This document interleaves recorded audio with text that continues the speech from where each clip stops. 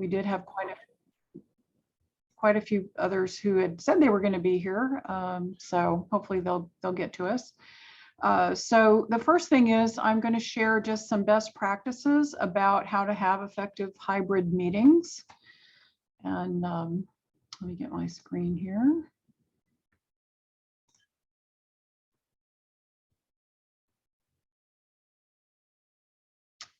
Did that come up? Can everyone see that?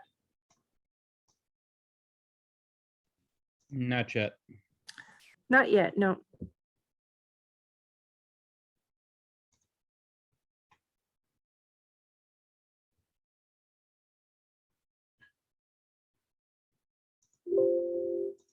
Well, it worked before.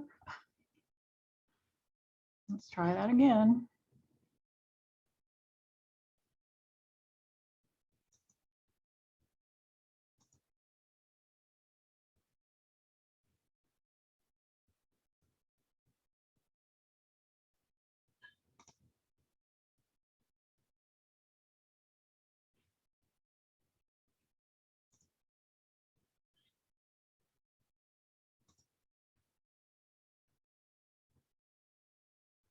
How about now?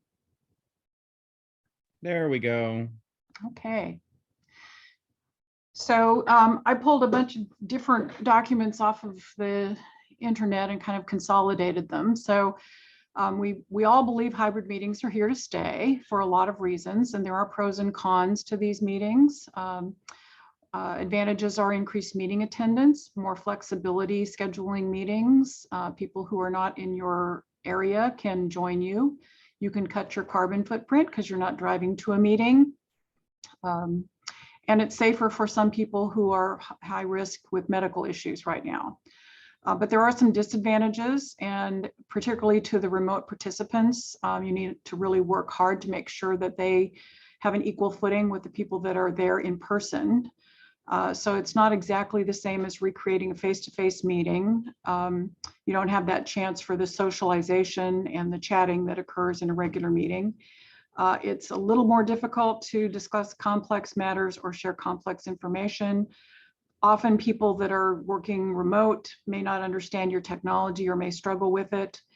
And it also may require change to bylaws and articles to legally allow you to have virtual or hybrid meetings. So that's something to check your bylaws and make sure that there's an opportunity to actually take votes and things at hybrid meetings.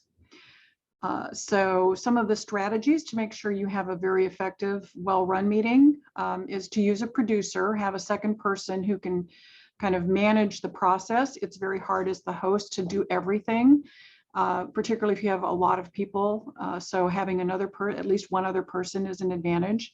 Make sure you enable the chat so that people can get their questions in or have back channel discussions. Design the meetings with all of the attendees in mind, both the in-person and the remote people. And some of the things that you need to do are probably have one or more cameras that are good cameras, probably several mics in the room to make sure you can pick up anyone who's speaking in the room. So you have to decide in advance about those things. Using a facilitator is recommended, and that can be someone in your office. That could be someone from outside. But again, it's a lot easier for a third party to kind of make sure, kind of keep track of people being able to participate. People have questions that are not getting answered and so on. Establish meeting protocols. So establish up front that you want to be able to let everybody speak, offer perspectives, etc. And that may require some extra technology or using some functions within Zoom or Teams, such as raising your virtual hand.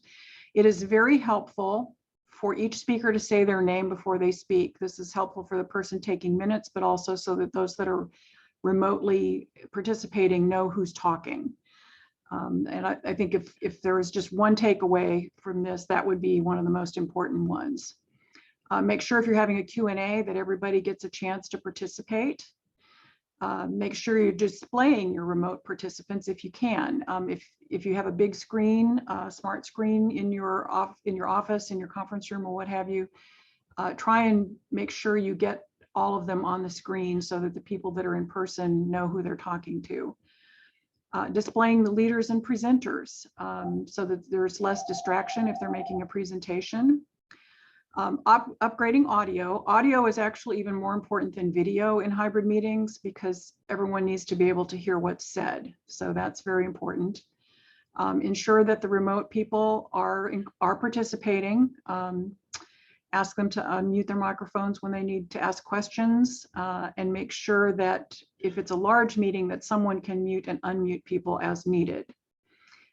If you're having voting going on in your board meeting or at other types of meetings, set up a clear voting procedure. I know Zoom has a voting function. I presume Teams does as well. And then some of the other platforms that are really more appropriate for these kinds of hybrid meetings definitely have those functions, but make sure you know how to use those ahead of time. Make sure you let everybody know how that's going to work. Make your agenda shorter. We all know that we get Zoom fatigue after a while, so making the agenda shorter so that you're not looking at the screen for hours and hours will help your meeting go better. And consider a platform upgrade. If you're having difficulty just using the standard Zoom or Teams or WebEx, maybe consider one of the other specific packages that are meant for hybrid meetings. And then when you get to technology, as I said, audio is the most important. Multiple mics is a very important issue. Having them placed around the room where they can pick up anyone who's speaking, that they're high quality enough that the remote participants can hear everything. For video, again, you want to make sure that the remote participants can see the people in the room and can see what's going on the screen if you're using whiteboards or flip charts. So better cameras that are designed specifically for web use are a good idea. There's a lot of inexpensive options out there. And then a smart screen is the best way for the in-person people to see what's going on and to be able to share the same information as the people who are remote. And these are really just big TVs. They've gotten a whole lot cheaper, but if they can be mounted on a movable stand so that you can place them in the most advantageous position, that's ideal, or if you need to move them from room to room. Test your system in advance. We all know that nothing is worse than having glitches at the beginning of a meeting. It just kind of drains all the energy out of the room. So test it in advance, make sure it works. And then choose your tech with care. If you're going to be looking at alternative platforms or upgrading to a better level of the one you're already using, check it out carefully before you make that decision. And maybe talk to your colleagues, find out other people who might be using it and find out what they think of it and what their experience has been. So those are the tips that I was able to kind of pull together. And if anyone else has additional things to add to that, happy to have you share those right now.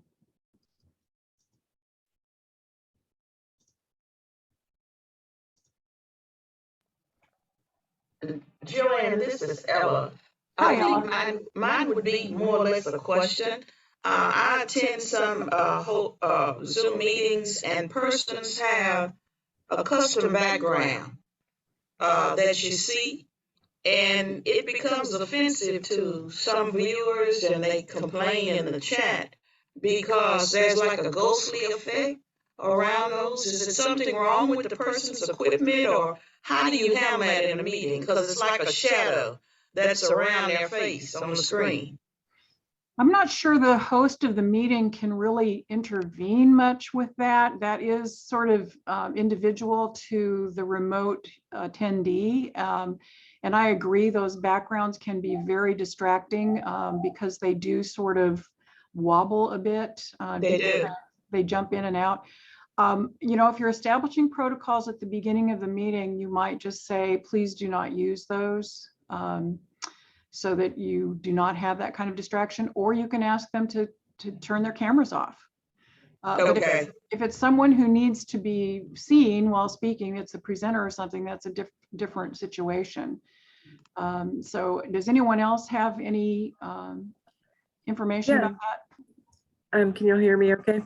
Mm-hmm. So As presenter, you do have, as the host of the meeting, there is a functionality, I believe, in the back end to turn off virtual backgrounds, but it would be up to the host to actually do that. Some people do keep it on because if they're in even more distracting areas, like a public place, they want people to have the option to turn a green effect on, but it is up to the host to be able to turn on and off that functionality. Thank you. Oh, I think the easiest thing is just to ask people to turn their camera off when they have that, because I know probably like for a commission meeting, you may not have much control over that. Okay, now I'm going to ask Hannah to share. We had someone who was going to kind of walk through how to use basic Zoom for this, and then they were unable to join us. So Hannah put together a few notes on this, and she's going to run through those real quickly. And then we have Jessica Garner with us from the Holocaust and Human Rights Museum, and they have been using the OWL system, which is one of the better systems out there that's really designed for hybrid meetings. And then she's going to share information about that after Hannah talks about using Zoom. Yeah, so I hope you can all hear me. I apologize in advance if I get kicked off and shuffled around here in a little bit. I'm having technical difficulties, but let me pull up. This will share for me today. Okay, can you all see that? So this is I'm mostly talking about just the technical aspects of how to get your Zoom meeting up and going, and specifically looking at, most of us are doing small committee meetings or board meetings or small group meetings. And what I've done is kind of devised what would be a perfect scenario situation, and then also created some notes of, we know this is not a perfect world. So if you don't have these technical aspects, I have some opportunities to show you some workarounds as well. So in a perfect world, this is something that we have done at the Salmon Center conference room, which Joanna mentioned. We have a smart screen and different things available to us there. But you would have, first of all, a laptop to serve as a presenter of your materials. So this is what you're actually going to share your agenda with, or any Excel spreadsheets or anything that you're going to be showing your meeting participants. Now, if you're going to be using a smart TV or other screen, if you want the people in the room to be able to see those materials, you'll be able to connect to a smart TV or some sort of projector or screen. And you'll need to make sure you have the extend display marked on your PC. So if you're using a laptop or Windows-based PC, you would go through the control panel and look for the share display function and make sure it's listed as extended. If you're on a Mac, you want to make sure you unmirror your display. And what this is going to do is give you an opportunity to, on your smart TV, show the gallery of your remote participants while also being able to see everything on your computer as you're presenting. I would say that, as Joanna said, audio is going to be the number one thing. And so same thing, number one thing here to effectively do a hybrid meeting, I believe, is to have a conference phone. And the best way to be able to do it is if you're able to connect your conference phone directly into your presenting laptop. The number one rule to tell yourself, if you're going to be having some remote people and some in-person people, is that you can only have one thing being serving as your in and out audio. This is to avoid all of that echo in the room. So if you have your presenting laptop is going to serve as your in and out audio, you can't have someone else come in and want to use their laptop and also have their audio on, because you're going to have so much feedback and it's not going to work. So I realized the most important thing is if you have a conference phone, and even better if you have a conference room that has the multiple speakers that you can spread out throughout the table, connect that directly into your presenting laptop, use it as your in and out audio. So that means everyone in your room is going to hear your remote people from that speaker, and everyone at home is going to be hearing your room participants only from those speakers. Now, note that this does eliminate if you have a speaker view when someone's speaking on Zoom and you see the face changes whenever someone is speaking. That's because Zoom is connecting to their laptop when they're speaking. So it pops their face up. It's not going to have that functionality. It's just going to show your laptop in your room. However, you will have clear audio from all of the participants in the room, which is the most important. So one workaround for this, if you don't have a conference phone, you can try using one additional laptop or a cell phone to serve as your camera and your audio in the room. So you would have one laptop as your presenter and it's all muted. And then you would have only that one additional laptop serve as the audio and visual. So that's the only thing in the room that could have any audio on at any time. For visuals, a camera, if you have a great camera, that is key. That would be wonderful. And you can connect it to the presenting laptop as well. If you do not have a camera, again, you can use that additional laptop. So if you set up a laptop at the end of your conference room table, that laptop can serve as the camera to show everyone in the room. And it can also serve as the audio. However, it might be hard to see everyone. You just have that one laptop. And we'll talk a little bit about visuals and seeing folks in just a second. So a screen displaying your gallery speaker view. So that way, if you have a big TV in the room, so all of your in-person participants can see everyone that is remote, and they can also see the materials that you're going to be sharing on your presenting laptop. If you don't have a screen, a workaround is that all of your in-person participants could bring their personal laptops and smartphones to view the materials and the speaker. So they could log into Zoom and join your meeting. The caveat with that is that they have to be completely muted at all times. This means they need to be muted on Zoom, but they also need to be muted on their computer. So no sounds could be coming from their laptop whatsoever, and no sounds can be incoming through their laptop either, because that's going to interfere with your presenter mode. So there is a little bit of workaround there. You'll have to, and if people are not comfortable with technology, keeping themselves muted and things like that, it could be an issue. But having that one screen would be a way to combat that. And then also you'll want a moderator. So it'd be really great for all of the people who are remote to their primary way to interact with the meeting being chat or raising the hand function, but then you would also make sure that you have someone who's designated, who's not the presenter, that can watch that chat and make sure that they're keeping the flow of conversation going and making sure that the people at home are feeling like they're engaged as well. So just to recap, I have two kind of brief scenarios. One is you want every single person in the room to have their face on the camera. So you see how we are now, that everybody's in their separate space. We all have our own images. The way to do that, you'll bring your one laptop, be sharing the gallery room on your screen. Your conference room will serve as your audio, conference phone, sorry, will serve as your audio. And everyone in the room brings their individual laptops all completely muted. So that way everyone at home can see every single person individually at the table. Scenario two, you don't care about that. You just want people to show up to your meeting however they show up.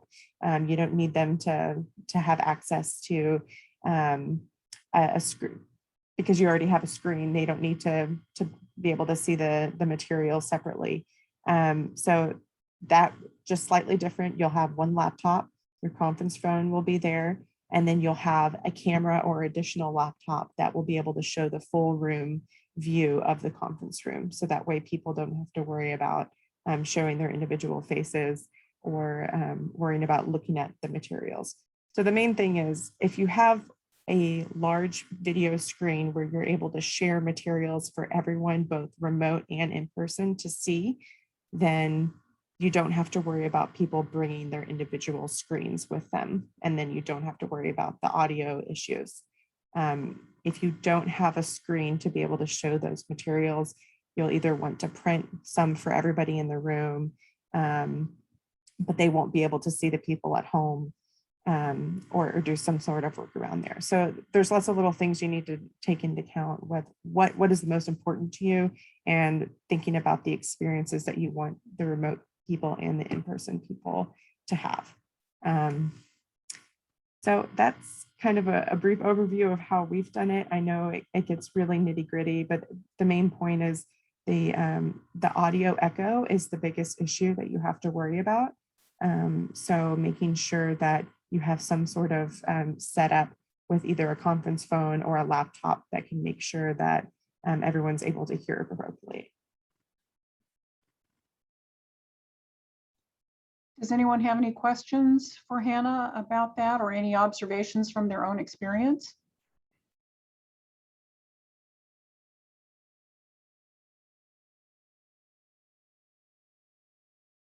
Okay, well, we're going to move on then. There are specific software hardware packages that you can purchase, different platforms that you can purchase that are really meant specifically to facilitate really good hybrid meetings. And one of the leading platforms is called OWL.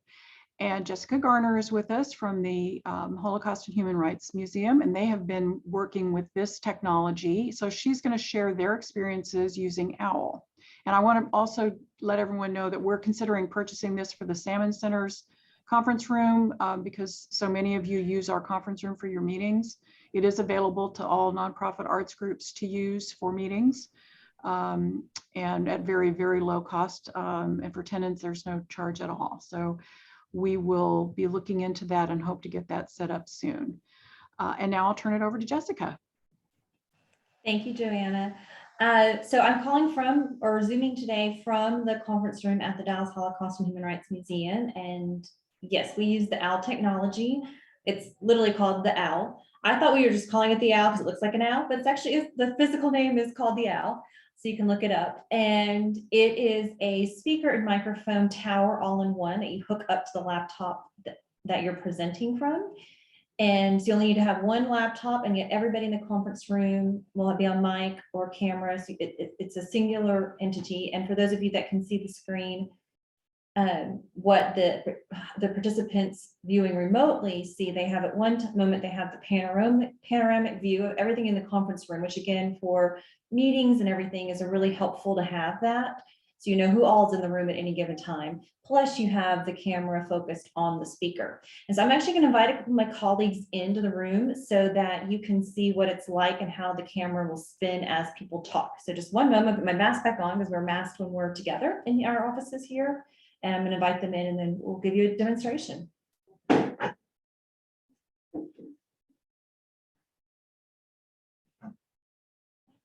Okay.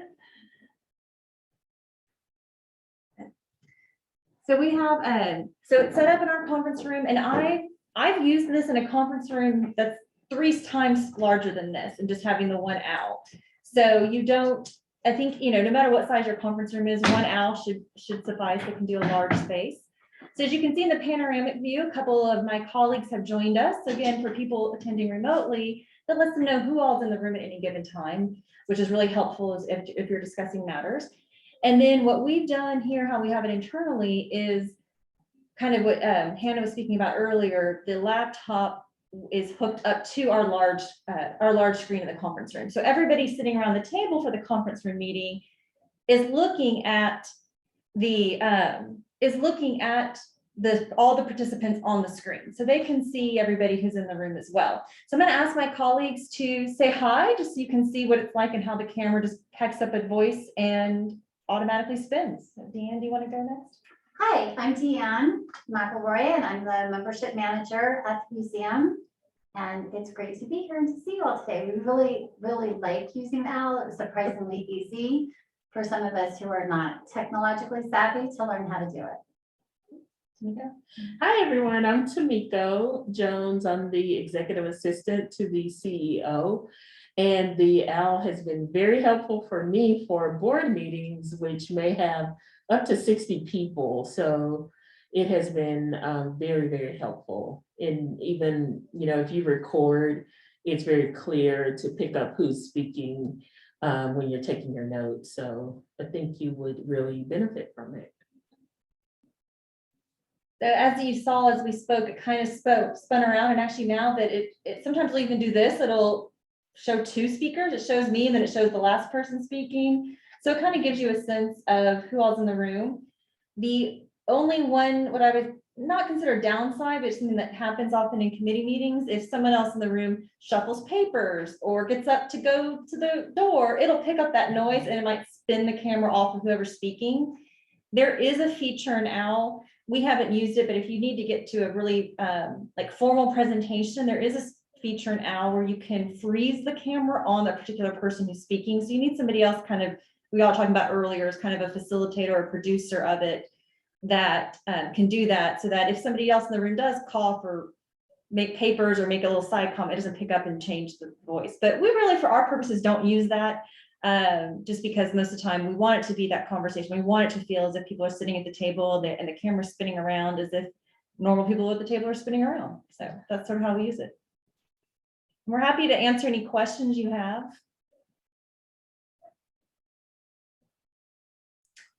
I do not believe there was our IT person bought it. The question is, do they offer discounts for nonprofits? Our IT person bought it. I do not believe so. I mean, you don't have to pay tax, of course, but I don't think it's the basic unit that we use is $1,000. So it is an investment piece. But given that I think these hybrid meetings are around to stay, it was worth it to us. Tamika can probably describe before we had it. We have multiple laptops in the room, and trying to move cameras around and speakers around was just not a very effective experience for the people viewing from home. So. Yes. I think Grace had a question. I'm fine. Okay. Jessica, how have your remote participants responded? Have you had much feedback from them? I haven't had anything other than that was better than it was before. Tamiko, Yeah. have you heard anything? Same. Yeah, they're happy that we are using it. They feel like they're present at the meeting. So no complaints so far.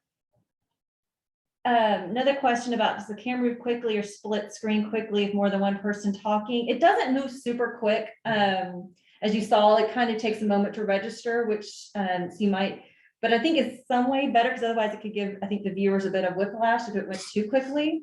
When it split screens versus when it does the full room, I can't tell you why it chooses when it does, probably just based on what area it feels needs to be covered. I'm not setting it to be split screen right now. It just automatically did that. What about screen sharing? If you're putting up documents, does that just come up underneath the panorama? Yeah, but I can try sharing something.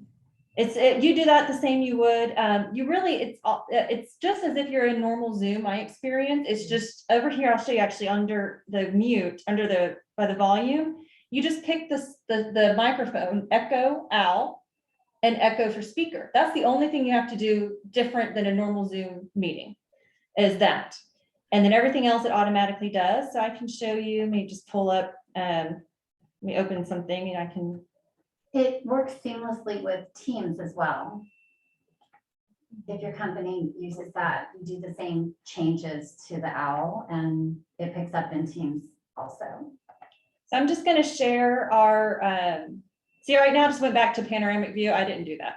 So it just kind of automatic does the thing, but I'll share I'm just going to share just an example of, I'm sharing our website with you right now. So I think we just become a small box as if we're another, depending what view you have, we're just another small box with, as if we were just another speaker.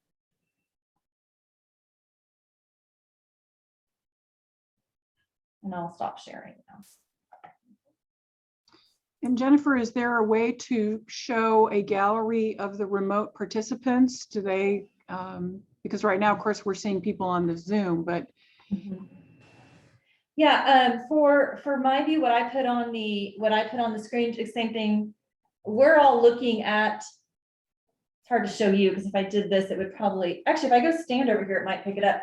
We're all here. I'm gonna try talking from over here now and see if it zooms in on me right here. We don't really have anybody sit at the head at this part. So this is what we're looking at. So we're looking at all of you right now, as if you are just sitting at the head of the table. Mm-hmm. And I think it's dependent upon your view setting on your screen. Let's see it added to Miko. Oh, how it's split it, yeah. Yes. So if you set your view to gallery, then you can see all of the participants. I'll move back over. So that's, I mean, that's how we set up. You can set up the owl anywhere in the room. Sometimes we put it at the head, sometimes we put it at the center of the room. It just kind of depends where people are spaced out. And then how many people we have. Like we've done meetings where only one person was on the screen. It's just one of our team members was calling in via Teams and the rest of us were on the conference room. So, or we've had as many like today. We've done board meeting or committee meetings with 8 people on the screen. And so we just fill it in that way. Looks like there's a few more chat. How big is the tower that the technology sits in? I will hold it up. I'm sure it's going to not like me doing that because of the camera. But you can see in perspective of how big. It's probably about a foot. Oh, see, I don't know if it'll let me show it to you. It won't because it is the camera. Yeah. It won't. It's the camera. It's probably about a foot About tall. a foot tall. It's a little bigger than the Alexa And I device, can- if you have that. Okay. No, I don't know what the max, I may have, I just said that we had a lot of people on the screen. I didn't mean max number. It does not, you can have as many people on the Zoom as the Zoom platform or the Teams platform allows you. Again, has nothing to do with that. It's just when you log into Zoom or you log into Teams or whatever program you're using, you just click that as the microphone. And Oh, the camera. okay. So it has nothing to do, or that's why to Deanne's point, it works with any platform you use because it's completely separate from the platform. It's just providing you the microphone, a singular microphone and a singular camera hooked up to the one laptop. And then it just automatically picks up and detects the voices around the room and adjusts the camera for it. So we used it in our boardroom meeting, which was a huge room. And we kind of just put it in the center and it just spun around. And I will say for those larger meetings, for the person that's managing the laptop and the camera, I would suggest putting the owl a little bit away from your laptop because if you're the go-to person and people are asking you a lot of questions, the owl will stay focused on you. So I know you guys can't see where Jessica has it sitting, but it's diagonal from her laptop. So kind of when she speaks, it picks her up.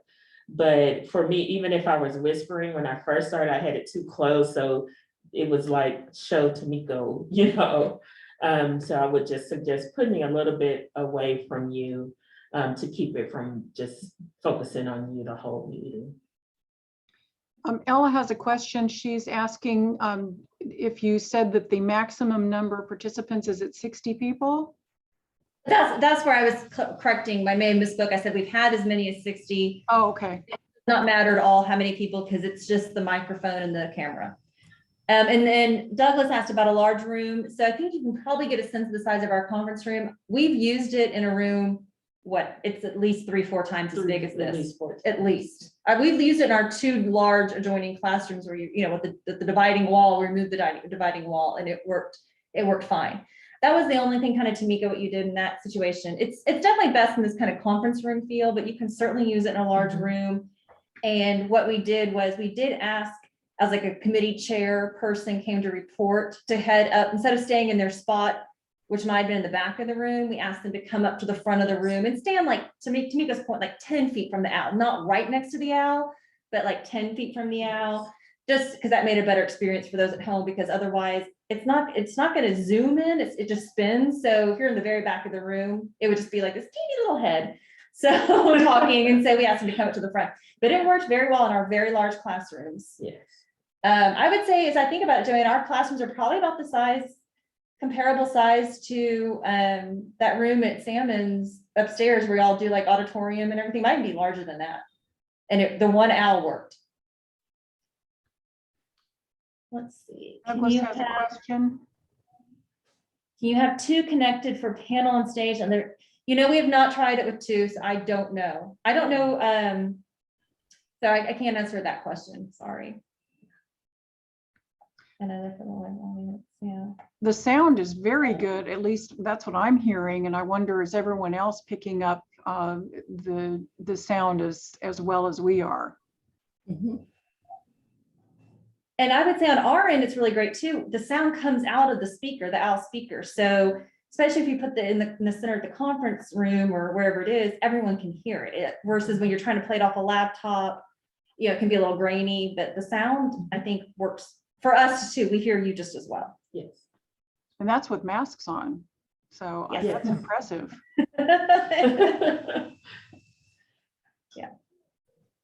Yeah, I think our conference room is about 16 to 20 seats. And so, yeah, yours looks about the similar size to Yeah. ours.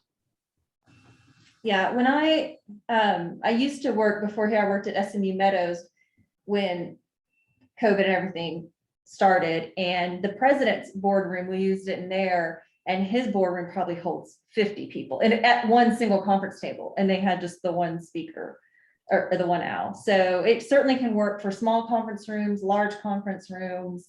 Again, I don't know about having two, like if you wanted one kind of focus on live audience. You know, it might, I'm sure on the website they describe that process. I just don't know. Because one's been enough for us, even in our very large classroom. Does anyone else have a question for Jessica?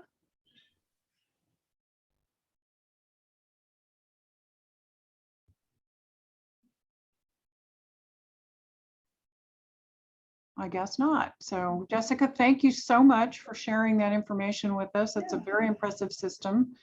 Having seen you demonstrate it, I think we're even more interested in getting it set up here. Obviously, you know, arts groups have a lot of meetings, so it would be, yeah.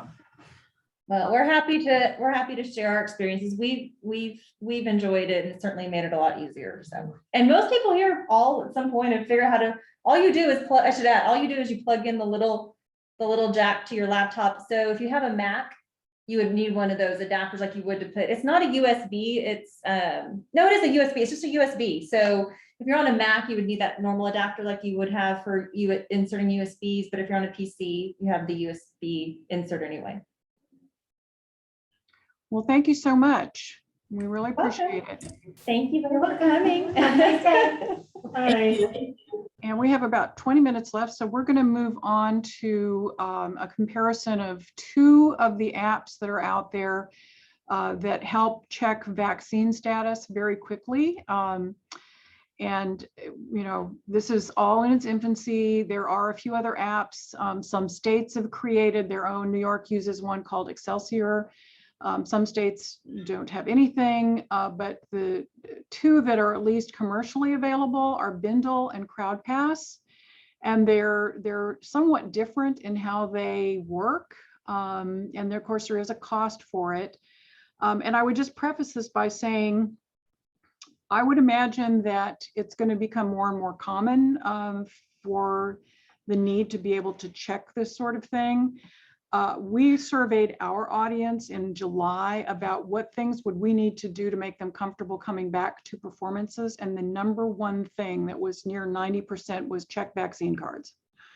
And we know that in Texas, that's sort of an issue, but you know, the audience has spoken as far as we're concerned. KERA and the Dallas Morning News also have been doing ongoing surveys, and they're getting the similar results. I think around 80% are saying they really want to know that the other people in the room are vaccinated, which is understandable.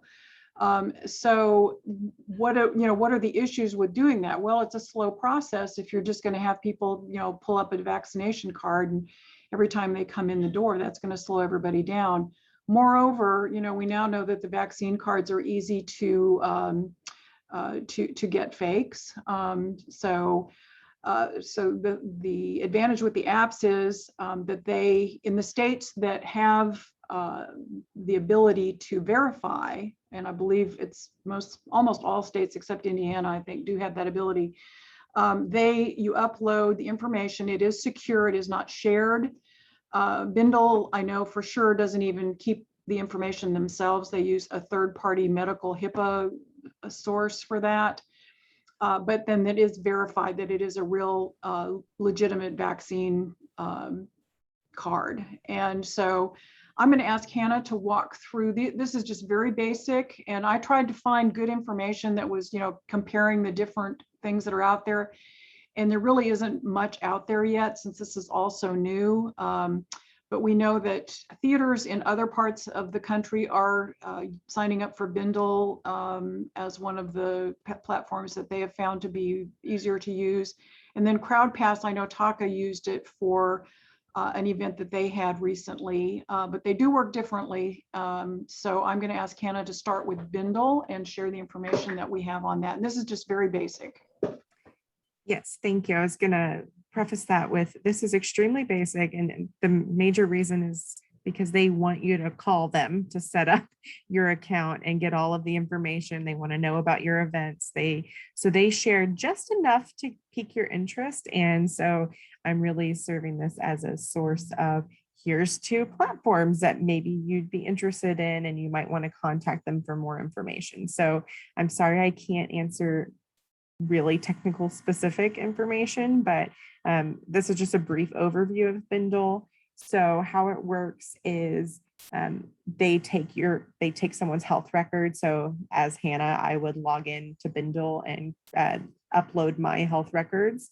And as an event organizer, I could pre-screen and provide anonymous entry. So I'm not having any HIPAA violations. So with Bindle specifically is the user uploads their health information. They're listed as verified. You can see that green check. And then when I show up to your event, I have a QR code that as the organizer, I scan and it marks you off my Bindle list as being pre-approved for entry into my event. So they say it's simple to use, it's free for your individuals. So as your participants, they're not going to have to pay to sign up, and there's no special hardware. You just need to use smartphones. And my computer is freezing, so no, it's not responding. So let me move over on this screen. Sorry, this is the name of the day. There we go. Can you all see the pricing information now? Okay, so what I've noticed the biggest difference with Bindle and Crowd Pass, and again, this is something that you'll have to verify with your, when you speak with them, because you never know about hidden costs. But the Bindle belonging to the network is $10 a month, and that gives you access to your first 100 scans and entry passes. So Bindle, they are scanning, it's amount per scan. So if your event is 1,000 participants, it's 18 cents per scan. I wasn't sure if that was how that compares to Crowd Pass. So you'll see in a different Crowd Pass, the biggest issue or biggest difference I see is that they are charging on a larger scale. So as far as memberships, and the membership is much higher. So the Bindle network is $10 per month. And I think I skipped a screen here. Hold on a second. Okay, designed for everyone. So it's easy and affordable, what they say. So how do you scan the entry passes? The Bindle app, it's the ability to activate a feature to allow you to scan passes to access to your venue. So they do vet IDs or credentials for certain states that allow that. So again, those are technical questions you'll need to ask them. So a lot of them are verified by self-attesting that, yes, this is my vaccine card and I did not fake it. So, and there are certain laws that, and I'm not sure what the law is for Texas, you'll have to inform me, but so like Indiana does not offer access to verified credentials, so they have to self-attest. So that's the difference there. And again, that was just a really high overview. So to remind you of the Bindle, that was about 18% per transaction up to 1,000 participants. So Crowd Pass, same thing. The biggest difference that I see with Crowd Pass is they also have a lot of additional products where you can add in buying HIPAA, health protection gear as well that'll transfer to your event. It looks like it's mostly built for larger scale events. So again, it's kind of the same idea. It's built for everything: restaurants, employers, concerts, marathons. The user interface looks a little more user-friendly on Crowd Pass, that just initial overview. But again, I have not used either one of them. So you'll want to do your own research with them. And again, they only have these types of screenshots, just like Bindle on their website.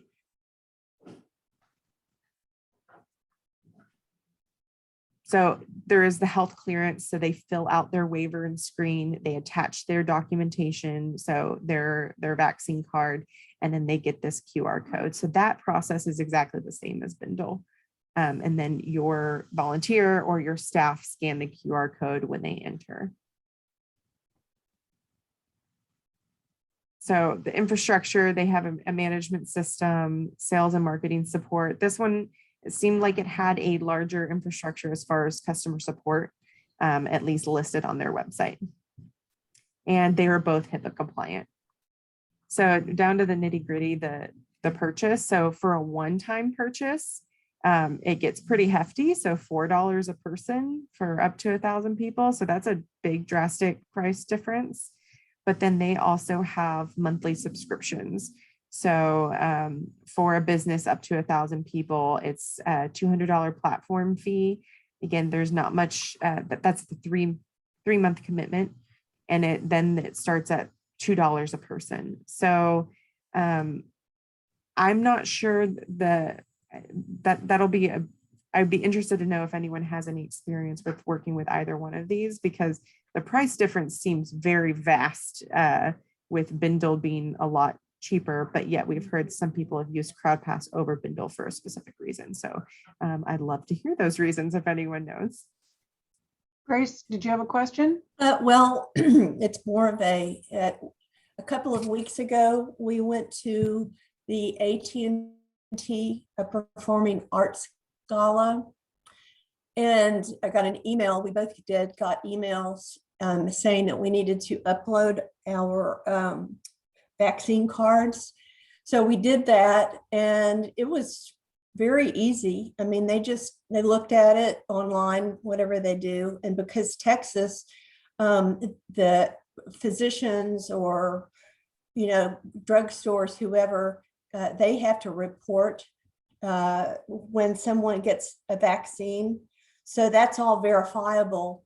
And I don't know, I'm assuming that both of those platforms, at least in Texas, have the ability to access that information. But anyway, within just a few minutes, I got an email reply saying, thank you, and we're verifying everything and we'll get back to you. And then not long after that, I got a QR code on my phone. But then not long after that, they said, okay, you're cleared. So when we got to the event, we didn't even have to show that code. I'm not sure why they had that sent it to us in the first place if we didn't use it. But anyway, it was extremely efficient. And I personally felt really safe that way, that, I knew everybody that was at that event, and it was huge. It was like four floors of the, wherever we were, I can't remember. Anyway, I felt really safe. So I think that's a wonderful platform. I don't know anything about Bindle, but Crowd Pass was great. It is a little pricey though for some of the smaller groups. And as we know, these are all evolving, and there's a few other apps coming out. These just seem to be two of the more prominent ones. And then there's some state specific apps like Excelsior in New York, and then Hawaii has their own. So I think one of the questions that probably needs more investigation is, it would be great if we, as the end user, could just do one and it could be used everywhere. So you could go to a restaurant if they want to check them, or you could go to an event. So I think as a community, what we need to do is, kind of keep looking at this and monitoring how this evolves. And, if we decide we want to all commit to some of these different apps, then, it probably would be ideal if we could use the same one. And I know, looking at the Crowd Pass, I think the costs there are just really high for some of the smaller groups to use that effectively. But that may come down as there's more uptake of these technologies, or there may be other competitors who do it better, cheaper, easier. So if anyone else has information to share about experiences with these, or questions or follow-up that you would like for us to do on this, we're happy to look at that. And let's see. Yeah, Aaron's Yeah, mentioned. Clear is another one, yeah.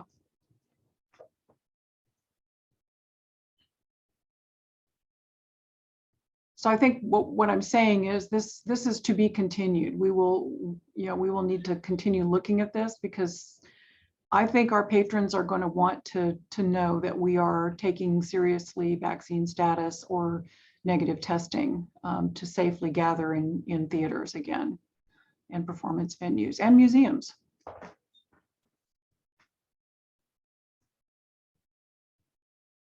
So does anyone else have a question, comment, observation, experience that they want to share?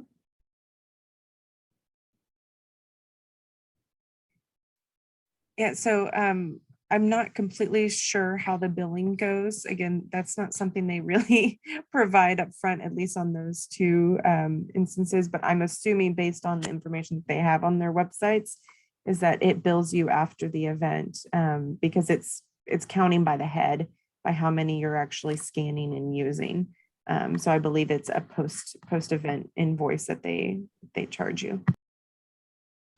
It's probably, you probably have to put a credit card on file, and they probably just ding your credit card as soon as they possibly can. So, but these are questions that weren't readily answered on their websites. But we're happy to delve more into this, because obviously, we put on events too, and we're going to be looking at these kinds of things. And for those of you that maybe haven't heard this before, one of the things that we've done to get around some of the issues around checking vaccine cards that has worked really well for us is we have a raffle at every event where anyone who shows their vaccine card gets a raffle ticket, and it's for a restaurant gift card. And then at some point during that concert, we just pull the raffle ticket.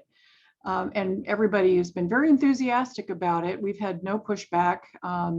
People are loving it, and they have those vaccine cards out before they even get up to get checked in. So that is just a little tip for those that are a little concerned about how to get around the rules around checking vaccine cards.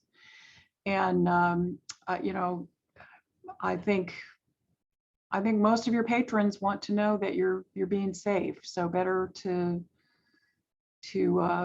keep that in mind as you're developing your strategies for having events again. So Jessica, thank you so much. We really appreciate it. And it was good to see all of you.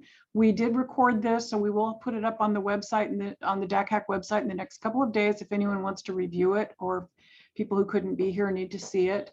And we'll just keep working on this, on both of these topics actually, but particularly the vaccine app topic, and hopefully bring you more information soon. So thank you, everybody. Bye now.